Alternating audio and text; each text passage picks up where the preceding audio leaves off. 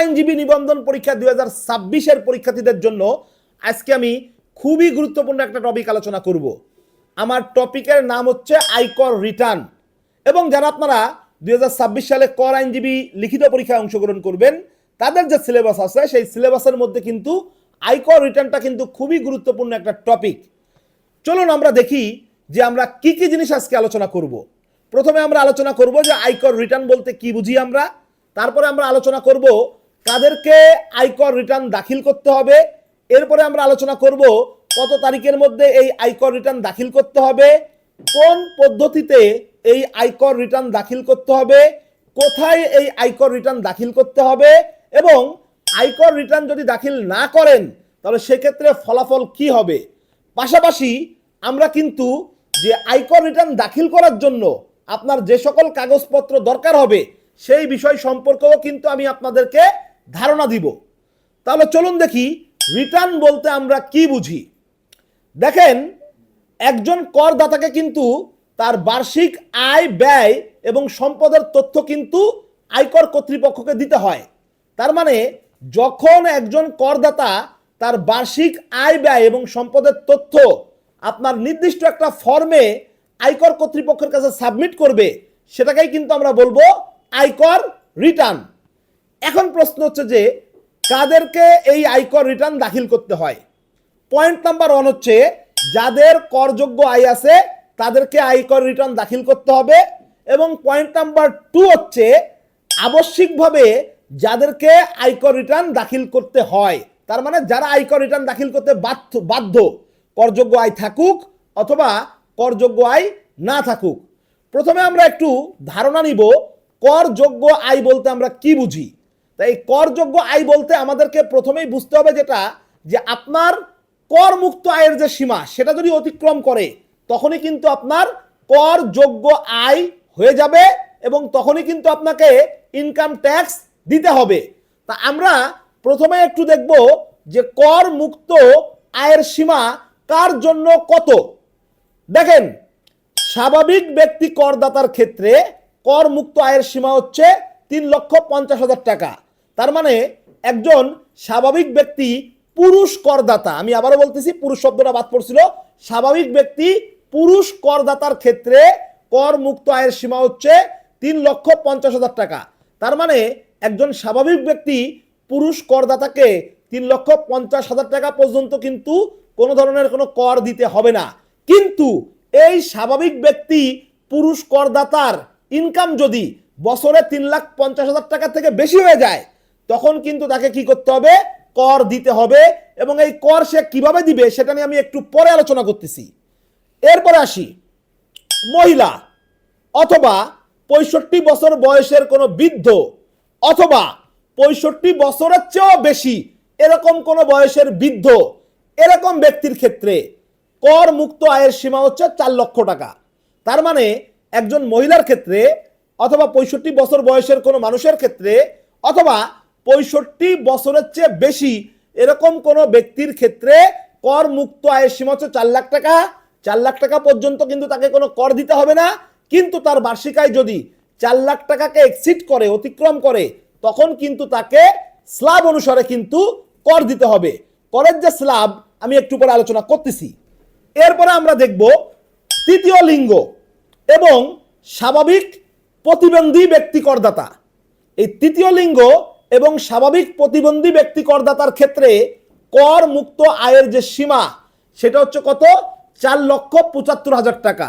তার মানে একজন তৃতীয় লিঙ্গের ব্যক্তিকে অথবা একজন স্বাভাবিক প্রতিবন্ধী ব্যক্তিকে 4,75,000 টাকা পর্যন্ত কিন্তু কোনো ধরনের কোনো কর দিতে হবে না।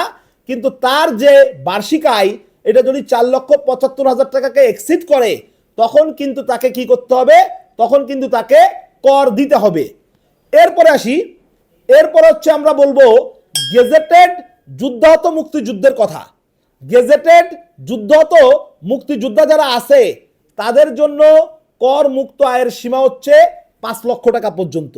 তার মানে এই গেজেটেড যুদ্ধাহত মুক্তিযোদ্ধাদেরকে 5 লক্ষ টাকা পর্যন্ত কোনো কর দেওয়া লাগে না। কিন্তু তাদের বার্ষিক আয় যদি 5 লক্ষ টাকাকে এক্সিড করে, অতিক্রম করে, তখন কিন্তু তাদেরকে কি করতে হবে, কর দিতে হবে। এখন আমি আরেকটা গুরুত্বপূর্ণ তথ্য দিব, সেটা হচ্ছে যে কোনো করদাতার যদি প্রতিবন্ধী সন্তান থাকে, তার মানে প্রতিবন্ধী সন্তানের পিতা অথবা প্রতিবন্ধী সন্তানের মাতা, তাদের জন্য কিন্তু একটা স্পেশাল ব্যবস্থা আছে। সেই ব্যবস্থাটা কি? পার প্রতিবন্ধী সন্তানের জন্য, আমি আবারও বলতেছি, পার প্রতিবন্ধী সন্তানের জন্য 50,000 টাকা পর্যন্ত বেশি সুবিধা পাবে। তার মানে একজন স্বাভাবিক ব্যক্তি পুরুষ করদাতার 3,50,000 টাকা পর্যন্ত হচ্ছে করমুক্ত আয়ের সীমা, কিন্তু তার যদি একজন প্রতিবন্ধী সন্তান থাকে তখন কিন্তু তার করমুক্ত আয়ের সীমা হয়ে যাবে 4 লক্ষ টাকা। তার যদি 2 জন প্রতিবন্ধী সন্তান থাকে তখন কিন্তু তার করমুক্ত আয়ের সীমা হয়ে যাবে কত? 4,50,000 টাকা। ঠিক তেমনি একজন মহিলার করমুক্ত আয়ের সীমা হচ্ছে 4 লক্ষ টাকা। তার যদি একজন প্রতিবন্ধী সন্তান থাকে তখন কিন্তু তার করমুক্ত আয়ের সীমা হয়ে যাবে 4,50,000 টাকা। তার মানে 4,50,000 টাকা পর্যন্ত তাকে কিন্তু কর দিতে হবে না। আবার তার যদি 2 জন প্রতিবন্ধী সন্তান থাকে তখন কিন্তু কি হবে? একজনের জন্য 50,000, আর একজনের জন্য 50,000, আর ওই মহিলার করমুক্ত আয়ের সীমা ছিল 4 লাখ। তাহলে 4 লাখের সাথে 50,000 যোগ 50,000 দিলে কত হয়? 5 লাখ টাকা। এই 5 লাখ টাকা পর্যন্ত হচ্ছে কি হবে? তার করমুক্ত আয়ের সীমা হবে। কিন্তু এক্ষেত্রে সব থেকে গুরুত্বপূর্ণ জিনিস যেটা যেটা আপনাদেরকে মগজের মধ্যে ভালো মতো ঢুকাইতে হবে, সেটা কি? সেটা হচ্ছে যে এই সুবিধা কিন্তু একসাথে বাবা মা দুইজনই পাবে না।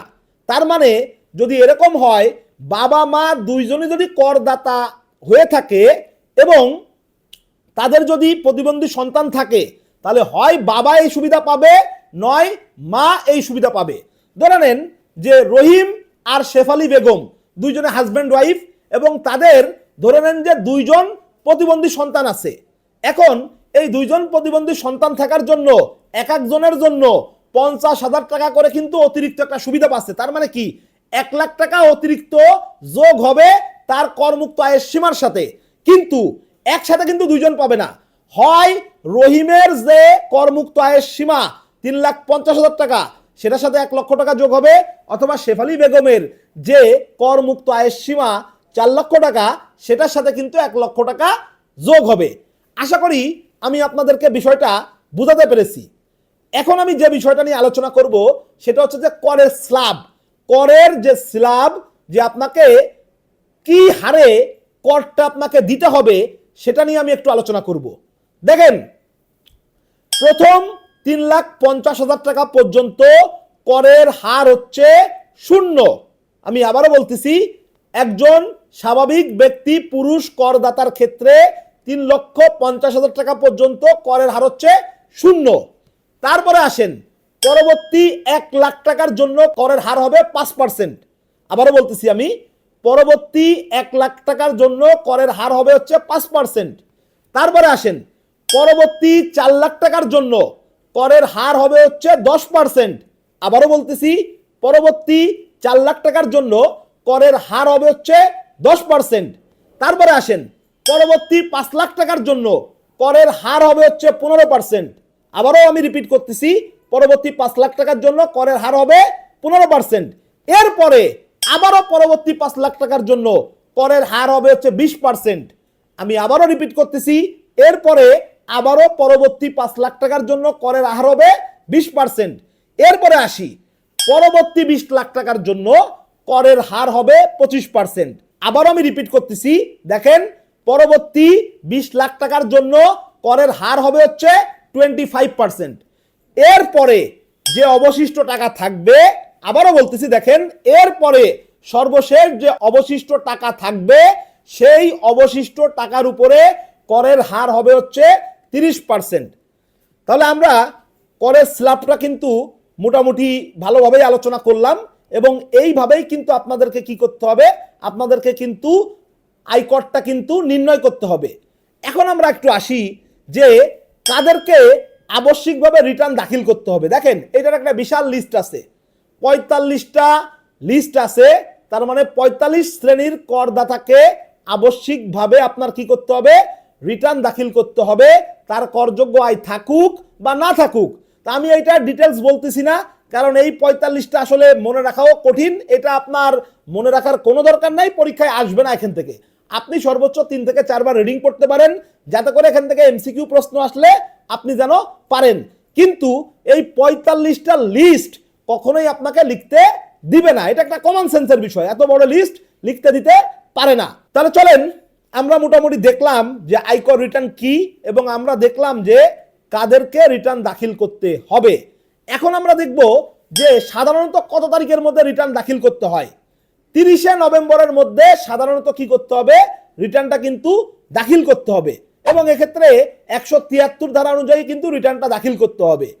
যদি কোনো কারণে 30শে নভেম্বরের মধ্যে রিটার্ন দাখিল না করা যায়, তাহলে পরবর্তীতে রিটার্ন দাখিলের সুযোগ আছে কিনা?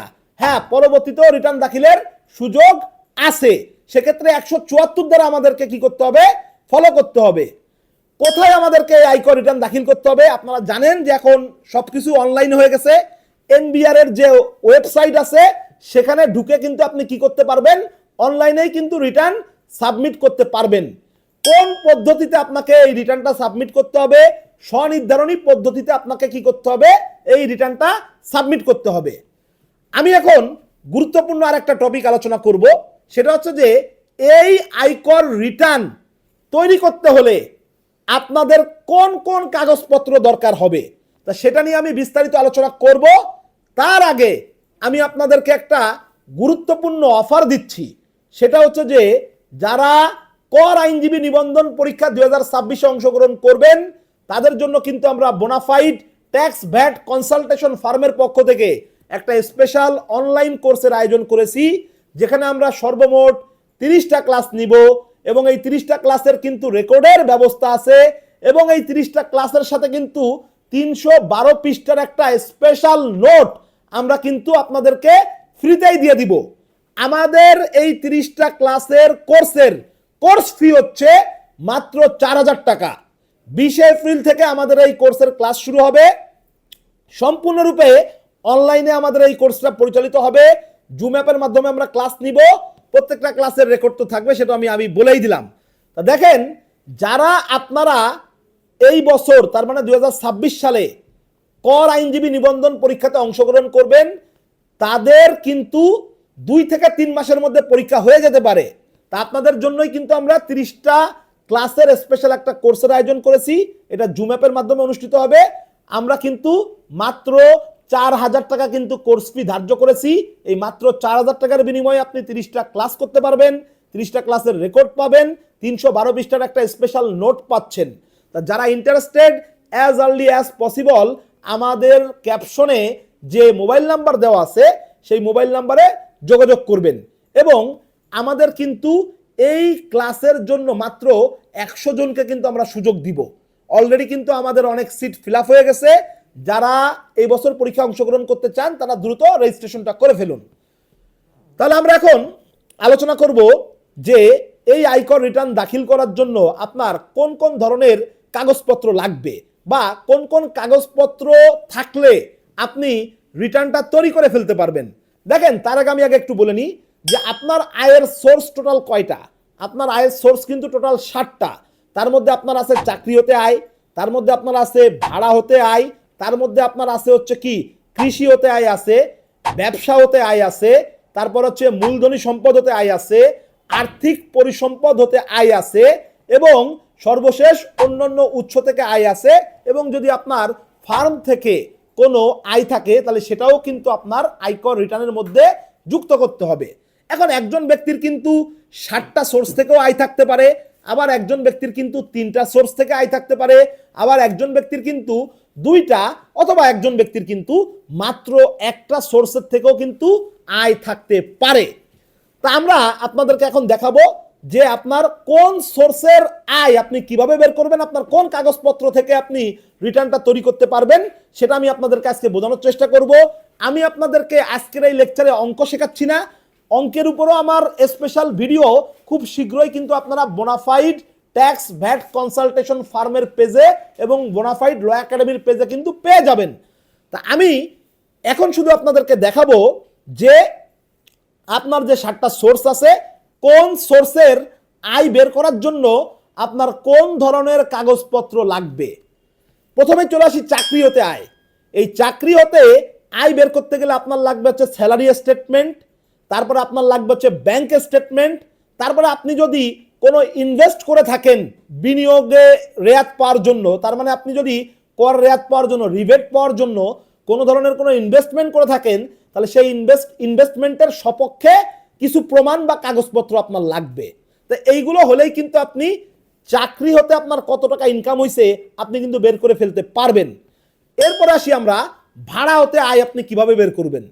ভাড়া হতে আয় বের করার ক্ষেত্রে আপনার যে একটা চুক্তিনামা ছিল ভাড়াটিয়ার সাথে, সেই চুক্তিনামার কপি লাগবে আপনার। তারপরে আপনার পৌর কর, সিটি কর্পোরেশন কর, তারপরে ভূমি রাজস্বর যে রসিদ, এই রসিদ লাগবে আপনার। তারপরে আপনার কিন্তু যদি আপনার বীমা করা থাকে তাহলে এই বীমার রসিদ লাগবে।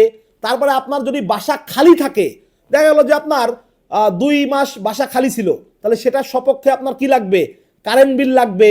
তারপরে কিন্তু আপনি যদি ঋণ নিয়ে যদি বাড়ি করেন তাহলে সেক্ষেত্রে সেই ঋণের সুদের সার্টিফিকেট আপনার কিন্তু লাগবে। তা এরপরে আমরা চলে যাব কৃষি হতে আয় বের করার ক্ষেত্রে আপনার কি কি কাগজপত্র লাগবে। দেখেন, যদি আপনার জমিটা বর্গা দেয়া হয় তাহলে সেই বর্গার চুক্তিপত্র লাগবে।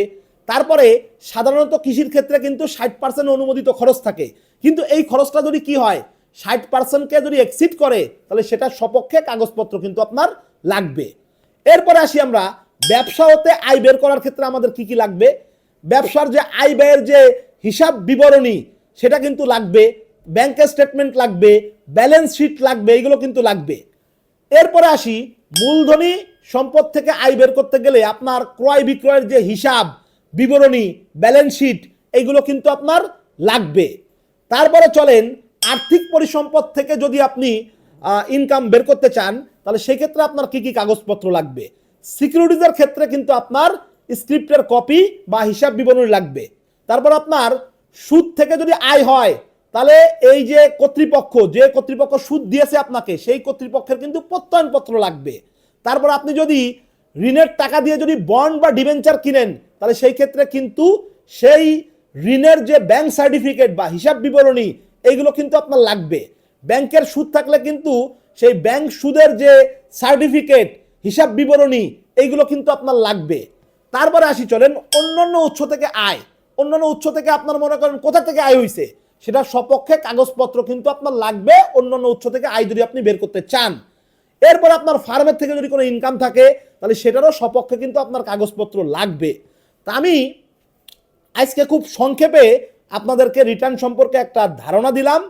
ইনশাল্লাহ পরবর্তীতে আমরা একক ব্যক্তির কর নির্ণয়ের উপরে 2-1টা মডেল অঙ্ক কিন্তু আমি আপনাদেরকে আমাদের পেজে লোড দিব, এবং সেটার মাধ্যমে কিন্তু আপনারা বুঝতে পারবেন যে আমাদের যে 30টা ক্লাস 20 তারিখ থেকে যে শুরু হতে যাচ্ছে সেই ক্লাসগুলো আসলে কেমন হবে। তা আমি শেষ করার পূর্বে আপনাদেরকে আবারও বলতে চাচ্ছি বা জানাতে চাচ্ছি, বা আমাদের যে অফারটা সেটা হচ্ছে যে যারা আপনারা 2026 সালে কর আইনজীবী নিবন্ধন পরীক্ষায় অংশগ্রহণ করবেন, 7 এপ্রিল থেকে 21 এপ্রিল পর্যন্ত আপনাদের ফর্ম ফিল আপ চলবে। এরপরে কিন্তু 2 থেকে 3 মাসের মধ্যে বা তারও আগে কিন্তু পরীক্ষাটা হয়ে যেতে পারে। তাদের জন্য কিন্তু আমরা একটা স্পেশাল অনলাইন কোর্সের আয়োজন করেছি, যেখানে আমরা 30টা ক্লাস নিব, জুম অ্যাপের মাধ্যমে 30টা ক্লাস নিব। 30টা ক্লাসের রেকর্ড থাকবে, 30টা ক্লাসের সাথে কিন্তু 312 পৃষ্ঠার একটা স্পেশাল নোটও পাবেন। কোর্স ফি মাত্র 4000 টাকা। যারা আপনারা আগ্রহী, অ্যাজ আর্লি অ্যাজ পসিবল আমাদের এই কোর্সে ভর্তি হয়ে যান, কারণ আমরা এই কোর্সে কিন্তু সর্বোচ্চ 100 জনকে কিন্তু ক্লাস করার সুযোগ দিব। তাহলে আমি আজকে আর আলোচনা করতেছি না, পরবর্তীতে ইনশাল্লাহ অন্য কোনো আয়করের ভিডিও নিয়ে আপনাদের সামনে হাজির হব। ততক্ষণ পর্যন্ত সবাই ভালো থাকবেন, সুস্থ থাকবেন। ধন্যবাদ সবাইকে।